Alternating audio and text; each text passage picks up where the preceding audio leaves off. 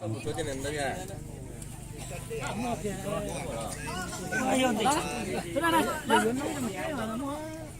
Muốn đâu nha. Để đây mua. Cái mà cân nếu mà Chỉ có té chỉ kêu nó no đi à? ừ sao nó lo nếp tiền sao? Lấy cái không có phải sao để cứ lo cái chừng thôi.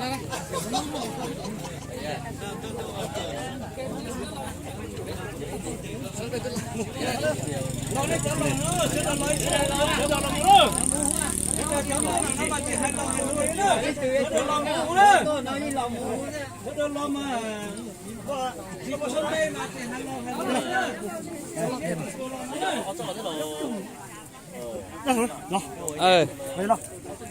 Thật sự là tôi cho người chính thức cho đó là có nhiều cái việc làm việc đó của sau đời thế là từ đầu tới sau đó phải kể đến phổ công của từng người nhất là nhất cho phút nào Sao đã nói nha. Cho sự để tiền luôn không mà cho gì đi. Lo sao?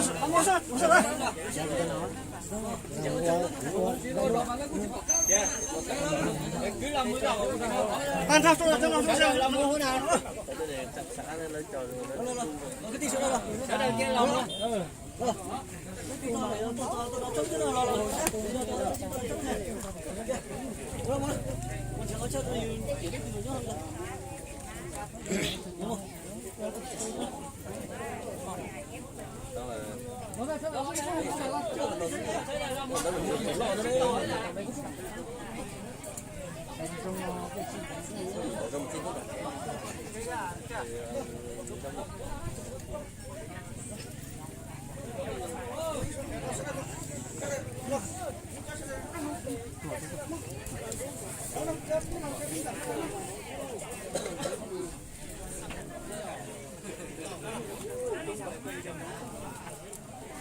Sao đã lo nha. Cho ra, cho toàn sinh cái tiền lo. Cho. Sao chịu đi thôi. Để cho trước đi.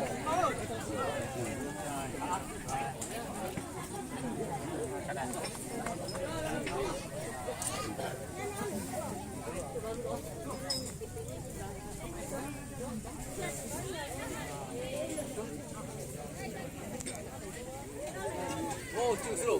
Tôi có làm cái này cháu. cũng là thế mà Anh muốn chỉ cần biết tao tụi cùng băm đấy. Cho tụi cùng băm chưa đến.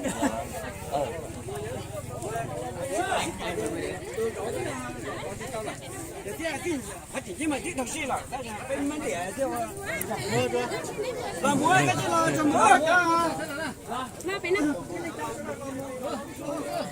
Lóc. bao nhiêu tiền này tôi lót tôi ra là mua đây là là hay sẽ có hỏi biết bây giờ thì tiền cả là mua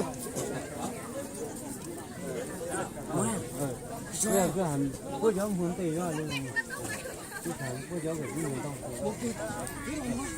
ít tôi làm tất nói cái mà chùa đại diện đó chế tàu làm tu làm muốn à Sao đó lâu ấy chứ? chuyện chia cái sao đời chia gì là lâu này cái gì là cái đó là một chiếc qua là một chiếc qua là một cái gì đó Nó chia vào mua hổ bảng chia đấy. mua bao nhiêu tiền này làm mua chưa cái đi vào anh vào thôi chị muộn rồi mời các anh đi Nhé.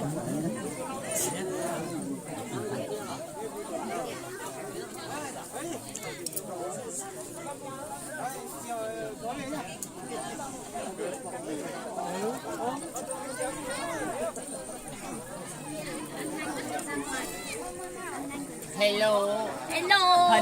Chào bác. Rất ngoan vậy.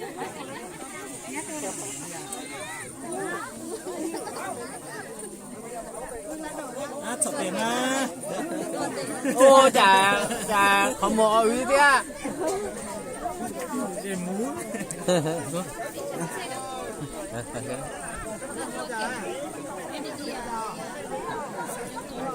Đi thôi.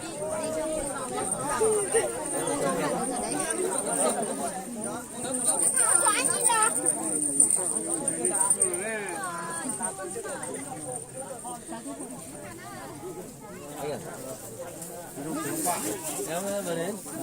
Đây. Cái.